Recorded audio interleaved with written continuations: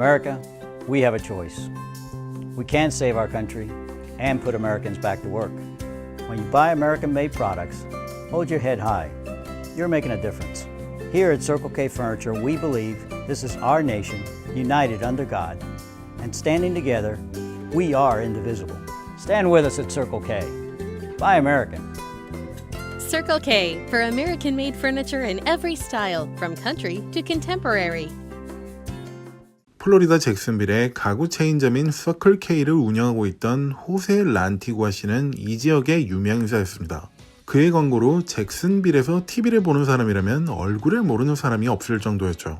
식탁과 침대, 소파 등 많은 종류의 가구를 합리적인 가격에 판매함으로써 항상 손님들의 발길이 끊이지 않았고, 그로 인해 란티구아 씨는 부유해질 수 있었습니다. 게다가 그의 아내인 다프니 심슨이 항상 남편을 백마탄 왕자님이라고 생각하고 있을 만큼 사회생활에도 헌신적이었습니다. 그녀의 첫 결혼 생활은 목사와 함께 시작하였지만 크고 작은 경제적인 문제로 인해 얼마 지나지 않아 이혼하게 된 적이 있었습니다. 그 뒤 기독교인들을 위한 인터넷 데이트 사이트를 통해 쿠바에서 미국으로 건너와 대형 가구점을 운영하고 있던 란티구아를 만났던 것이었죠. 그리고 자신의 사업으로 벌었던 많은 돈을 자선단체에 기부하는 모습들을 보고는 결혼을 결심하게 되었습니다. 이렇게 란티구아와 결혼한 그녀는 텍사스를 떠나 플로리다에 정착하였고, 전 남편과 가졌던 4명의 아이들과 함께 란티구아의 가구점에서 일자리를 얻어 행복한 생활을 시작하였죠. 게다가 노스캐롤라이나로 떠났던 신혼여행에서 뛰어난 경관의 별장을 매입하여 매년 자식들과 함께 이곳으로 놀러올 계획까지 세우게 되었습니다. 이렇게 정말 꿈만 같은 삶을 살기 시작한 다프니는 언제나 란티구아와 함께하길 원했습니다. 그리고 결혼한 지 몇 달이 지난 어느 날, 다프니는 심각한 얼굴을 한 남편과 마주하게 되었습니다. 무슨 일 있어? 얼굴색이 너무 안 좋아 보여. 여보, 오늘 나 병원에 다녔어. 병원? 어디가 아파? 요즘 기억력도 좀 떨어지고 입맛도 없고 이상해서 가봤는데. 그래서 병원에서 뭐라고 해? 크로이츠펠트 야코병이래. 크로이츠 야코병? 그게 무슨 병인데? 광우병. 광우병? 치료는 어떻게 하는 거야? 다프니는 곧 란티구아에게 광우병이 불치병이라는 것과 6개월의 시한부 인생이라는 말까지 들을 수 있었습니다. 그런데 광우병이 왜 걸린 거야? 소고기를 먹어서 걸린 거라면 많은 사람들이 걸려야 하는 거잖아. 내가 예전에 군대에 있을 때 특수작전 때문에 CIA와 정글에 갔었다는 얘기 했었잖아. 아마 거기서 걸린 것 같다. 원숭이를 통째로 잡아먹은 적이 있었는데 의사 말로는 제대로 조리되지 않은 야생동물을 잡아먹으면 걸릴 수 있다고 하더라고. 그의 말을 듣고 도저히 믿을 수 없었던 다프니는 확실한 검사를 위해 MRI를 찍어보자며 병원으로 데려가 정밀 뇌 촬영을 진행하였습니다. 그리고 한 달 뒤에 란티구아가 집으로 가져온 MRI 사진에선 흰 반점 같은 걸 볼 수 있었고, 그게 광우병에 걸렸을 때 나타나는 것이라고 생각할 수밖에 없었습니다. 행복한 삶이라고 생각하고 있던 그녀는 충격적인 현실을 받아들이고 아이들에게 전했고, 이 소식을 전해 듣게 된 많은 사람들은 침울해졌습니다. 그리고 이들이 할 수 있는 일은 기적이 일어나길 바라는 것뿐이었죠. 그런데 며칠 후 기적이 아닌 기적이 일어나게 되었습니다. 란티구아의 사무실 책상 위에 놓여있던 편지 한 장으로서 말이죠. 여보, 사실 광우병 얘긴 거짓말이었어. 우리 가족을 보호하기 위해 이럴 수밖에 없었어. 하지만 이젠 뭐가 진실인지 말해줄게. 내가 전에 말했던 CIA와 함께 벌인 작전은 멕시코 카르텔을 소탕하는 거였어. 당시에 난 쿠바에서 군 장교로서 소탕팀 리더였어. 그러던 중에 내가 CIA와 손을 잡았다는 소식이 카르텔에 흘러들어갔었어. 나랑 친분이 있던 간부가 있었는데 그 사람이 날 죽이겠다고 협박했었고, 그를 피해서 미국으로 건너왔던 거야. 그리고 최근엔 아직까지도 날 찾고 있다는 소식을 들었어. 난 우리 가족을 지켜야겠다는 생각에 이렇게 거짓말하고 얼마 뒤엔 완전히 잠적해버리려고 했던 거야. 그렇지만 난 당신과 아이들을 도저히 떠날 수 없겠더라고. 그래서 당신에게 한 가지 부탁 좀 할게. 내가 중간중간 연락할 테니까 하라는 대로 해줬으면 좋겠어. 다프니는 남편이 광우병이 아니었다는 사실에 잠시 기뻐할 수 있었지만 무슨 일을 하려는 건지 감을 잡을 수가 없어 두려웠습니다. 그리고 몇 달 후 베네수엘라에서 한 통의 우편이 집으로 날아왔습니다. 남편의 사망 진단서와 화장까지 마쳤다는 증명서였죠. 그리고 얼마 뒤 남편에게 연락이 왔습니다. 전화를 길게 할 수 없으니까 짧게 얘기할게. 아이들에겐 내 유고를 가지러 간다고 얘기하고 베네수엘라로 와. 그리고 미 대사관으로 가서 공식 사망 증명서를 발급받아서 다시 집으로 돌아오면 돼. 일주일 뒤에 다시 집으로 연락할게. 다프니는 카르텔에게서 남편을 보호하기 위한 비밀 첩보 작전을 반드시 완수해야겠다는 생각에 아무에게도 진실을 알리지 않고 시키는 대로 한 뒤 다시 집으로 돌아왔습니다. 이 시점은 남편의 사망이 미국 정부에서 공식적으로 인정된 것이기도 하였죠. 그렇게 란티구아의 목숨을 지킬 수 있어 마음을 놓게 된 그녀는 마무리를 위해 곧바로 장례식을 치렀습니다. 그의 장례식엔 많은 사람들이 찾아와 애도하며 그를 기리는 모습을 보여주었지만 다프니는 이제 남편이 어떻게 해야 할지 발만 동동 구를 뿐이었습니다. 장례식으로 인해 가족에게 돌아와 예전처럼 행복하게 살아갈 수도 없는 상황이 되어버렸으니까요. 그러던 중 란티구아는 다프니에게 다시 연락을 취하게 됩니다. 여보, 이제 변호사를 고용해서 내 생명보험 청구를 시작하도록 해. 생명보험? 당신 생명보험을 들었었어? 길게 통화는 어려우니까 내가 알려주는 번호로 연락해. 내가 알고 있던 변호사니까 잘 진행시켜 줄 거야. 어떤 식으로 흘러가는지 도저히 감을 잡을 수 없었던 그녀는 일단 남편이 알려준 변호사에게 연락을 취했습니다. 그리고 입이 다물어지지 않을 큰 보상금의 생명보험이 남편의 앞으로 들어져 있다는 걸 알게 되었죠. 자그마치 800만 달러의 사망 보상금이었습니다. 하나로 따졌을 때 약 96억 원에 달하는 금액이었죠.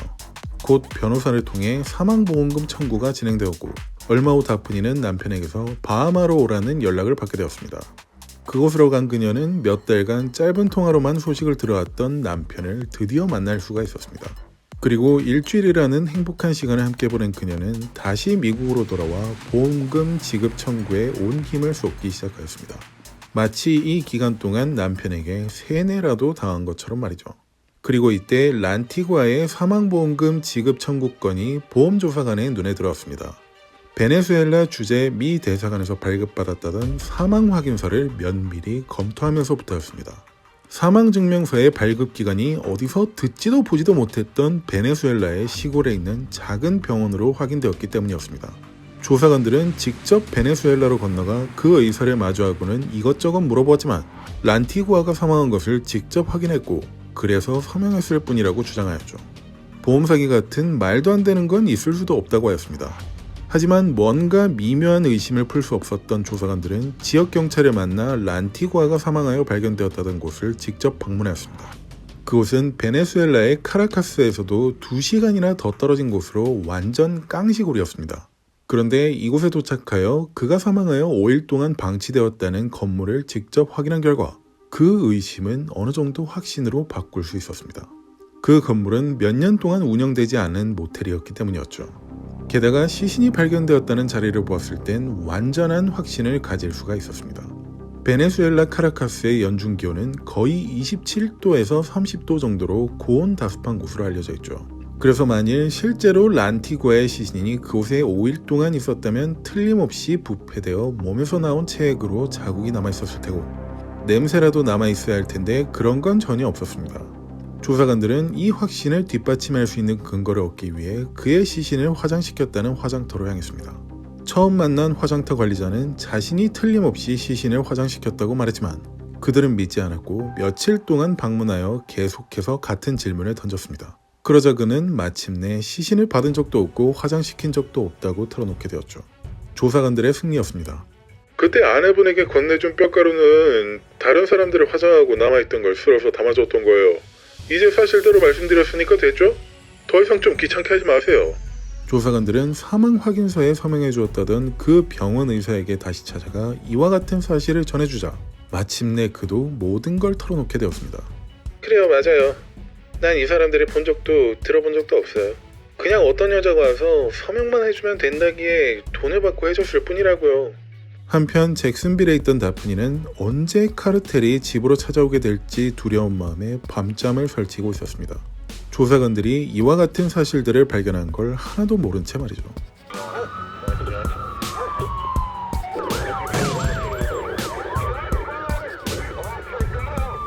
바하마에서 몸을 숨기고 있던 란티구아는 이 무렵 새로운 계획을 세우고 있었습니다. 작은 보트를 사서 미국으로 돌아올 계획을 말이죠. 그래서 그는 먼저 $5,000짜리 싸구려 모터보트를 타고 포트 론더데일로 넘어와선 차를 타고 가족들이 있는 잭슨빌로 넘어갔습니다.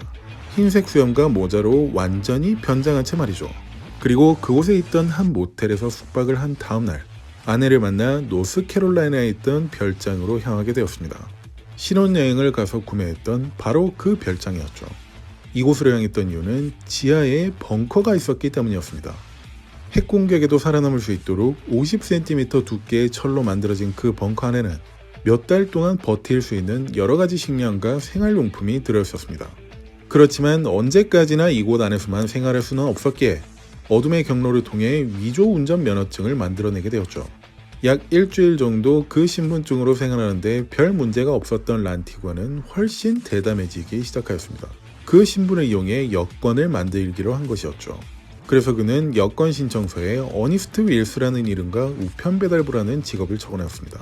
그리고 노스캐롤라이나에 있는 별장의 주소와 다프니아의 연락처를 비상 연락망으로 기재하였죠. 그 누구도 자신의 정체를 알 수 없을 거라 생각한 자만심 때문이었을까요? 이 신청서는 자신을 추적하고 있던 수사기관의 레이더망에 포착되었습니다. 실제로 존재했던 어니스트 윌스라는 우편 배달부는 흑인으로서 여권을 신청했었던 과거 이력을 갖고 있었고 그로 인해 눈에 띄었던 것입니다. FBI는 그의 여권 신청서에 붙여진 사진을 란티구아의 생김새와 대조하였고 코와 눈, 코와 귀 사이의 치수로 인해 동일 인물인 것을 파악할 수 있었습니다.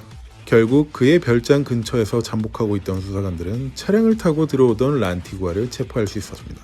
사진처럼 갈색 가발을 쓰고 염색한 수염을 하고 있던 그는 곧바로 자신이 호세 란티구아라고 자백하였고 차량에 함께 타고 있던 아내인 다프니까지 체포하였습니다. 보험 사기를 벌인 공범으로서 말이죠. 하지만 이런 얘기를 급작스럽게 한꺼번에 듣게 된 그녀는 도저히 이해할 수가 없었습니다. 아니 잠시만요 형사님. 저랑 남편이 보험 사기를 저질렀다는 건 그러니까 카리털이 우리 가족을 이게 대체 무슨 일이에요? 괜찮아 여보. CIA에 연락해서 상황을 설명하면 아무 일 없을 거야. CIA요? 당신 CIA 정보원이에요? 전화 좀 빌려주세요. 일단 경찰국으로 함께 가시죠. FBI와 잭슨빌 경찰국으로 함께한 그들은 각자 다른 방에 분리되어 넣어졌고 신문이 시작되었습니다. 다프니는 남편이 과거 CIA와 함께 참여했던 카르텔 소탕 작전에 대해 이야기했고 이런 일들을 벌인 건 모두 가족을 보호하기 위해 한 것이라 진술하였습니다. 실제로도 그렇게 알고 있었기 때문이었죠. 이 얘기를 들은 수사관은 란티구아에게 가서 물어보기 전에 CIA에 연락해 과거 카르텔 소탕 작전에 대해 질문하였습니다. 그러자 CIA에선 호세 란티구아라는 사람에 대해 전혀 아는 바가 없다고 답해왔죠. 앞뒤 상황을 정확히 정리하고자 수사관은 란티구아를 상대로 강도 높은 신문을 진행하였고 결국 CIA 어쩌고 하는 건 모두 거짓말이라 털어놓았습니다. 이 모든 건 제 빚 때문이었어요. 사업을 확장하며 생긴 빚들은 매출이 떨어지면 순식간에 불어났고 이걸 갚을 수 있는 방법은 이것뿐이라고 생각했어요. 아내에게 얘기했던 것들 모두 거짓말이었고 아내는 제가 빚이 있다는 걸 전혀 모르고 있어요. 그녀는 아무 죄가 없어요. 모두 제가 꾸민 일입니다. 란티구아는 사업을 하며 생긴 빚이 수백만 달러로 늘어나자 자신만 바라보고 있는 가족들에게 실망감을 안겨주고 싶지 않아 이러한 계획을 세웠다는 것이었습니다. 그리고 그에게는 또 다른 혐의가 있었습니다. 보험 약관을 위조했던 것이었죠. 800만 달러의 보상금이 지급되는 생명보험은 사실 8만 달러의 보상금만 지급되는 것이었는데 란티구아는 이 부분을 교묘하게 위조했던 것이었죠. 이것으로 결국 란티구아와 다프니는 모두 유죄를 인정하였고 란티구아에겐 보험 사기 혐의와 신분증 위조 혐의 등으로 14년형이 선고되었습니다. 그리고 다프니는 남편이 일방적으로 속인 것이 인정되었지만 보험 사기인 것은 알고 있었다는 점을 들어 5년형을 선고받게 되었죠. 그런데 놀라운 점은 이 수감 기간 동안 란티구아는 아내에게 계속해서 이런 내용이 적힌 편지를 썼다고 합니다. 곧 CIA가 와서 우리 일 꺼내줄 테니까 조금만 기다려. 그렇지만 4년이 지나 가석방이 되어 풀려날 때까지 CIA의 C도 볼 수 없었다는군요. 만약 여러분이 다프니와 같은 상황에 놓였다면 사랑하는 사람이 하는 말을 철석같이 믿고 범죄를 도와줄 수 있을까요? 이상 쇼킹TV 톰슨이었습니다. 좋은 하루 되세요. 504